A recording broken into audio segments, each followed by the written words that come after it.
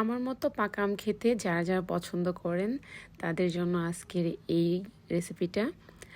আমি আমার ফ্রেন্ডের বাসায় গিয়েছিলাম, তো ওখানে গিয়ে এটা পাবো এক্সপেক্ট করি নাই।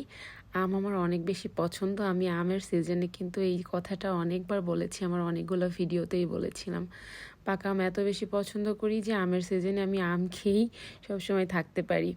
তো ফ্রেন্ডের বাসায় ঘুরতে গিয়েছিলাম, সে তাদের বাসার গাছের যে পাকা আম ছিল ওটা ফ্রোজেন করে রেখেছিল। এই যে আমগুলোকে এভাবে কেটে আমের আটি ছাড়া আর কি, শুধুমাত্র চারপাশের যে অংশগুলা এগুলাকে সুন্দর করে কেটে কেটে এভাবে কিন্তু ফ্রোজেন করে রাখা যায়। তো আমার ফ্রেন্ডও এভাবেই রেখেছিল।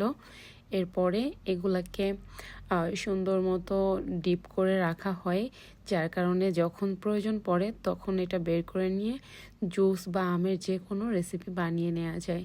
তো আমি যখন গেলাম তখন এটা দেখে একটু খুশি হয়েছিলাম, কারণ এরকম অফ সিজনে যে আমের জুস খেতে পারবো সেটা একদমই ভাবতে পারিনি।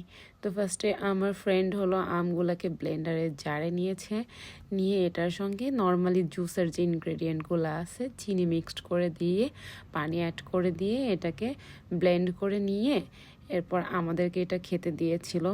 সত্যি আমি এত বেশি এক্সাইটেড ছিলাম এটা দেখে, কারণ এই সিজনে অন্তত পক্ষে আমের কোনো রেসিপি বা আমের কোনো খাবার পাওয়া কোনোভাবেই সম্ভব না।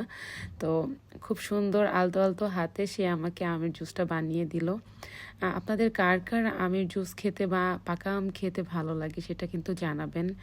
আর আমার মতো এরকম ফ্রেন্ডের বাসায় গিয়ে হুটহাট যদি এত সুন্দর একটা পছন্দের খাবার পেয়ে যান, তাহলে আপনাদের অনুভূতিটা কেমন হবে সেটা কিন্তু শেয়ার করতে একদম ভুলবেন না। সো আমি ভাবলাম যে এত সুন্দর একটা মোমেন্ট গেল, আমার প্রিয় খাবার আমি পেয়ে গেলাম, সেটা আপনাদের সঙ্গে শেয়ার না করলে আমার না হজমই হচ্ছিল না।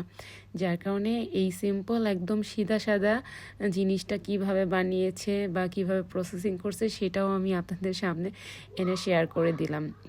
হয়তোবা এটা খুব কঠিন কোনো কিছু না, খুবই সহজ, বাট অনেকেই হয়তো জানেন না যে আমগুলোকে এভাবে ফ্রোজেন করে রাখলে অনেক দিন ফ্রিজে সুন্দর মতো সংরক্ষণ করা যায়। আর চাইলে এটা বের করে নিয়ে নিজের ইচ্ছা মতো যে কোনো একটা আমের খাবার, আমের পুডিং বলেন, জুস বলেন, বা অনেকে কিন্তু আম দিয়ে বিভিন্ন ম্যাঙ্গো ফ্লেভারের কেকও বানাতে পারে। তো যারা আর কি এটা খেতে পছন্দ করে তারা এইভাবে ফ্রোজেন করে করে রেখে দেয়। আমাদের বাসায়ও সেমভাবে এই ম্যাঙ্গোগুলোকে এভাবে কেটে কেটে ফ্রিজে আর কি ফ্রোজেন করে রাখা হয়। তো এই ছিল আমার আজকের ভিডিও। এখন আরেকটা জিনিস বলে দিই, সেটা হলো উইন্টার সিজনে কোনো প্রকার জুস বা কোনো প্রকার ড্রিঙ্কস কখনোই ঠান্ডা মিক্সড করে খাবার না, আপনাদের ঠান্ডা লেগে যাবে, সবাই জানেন। তারপর আবারও বলে দিলাম। ভালো থাকবেন, আল্লাহ হাফেজ।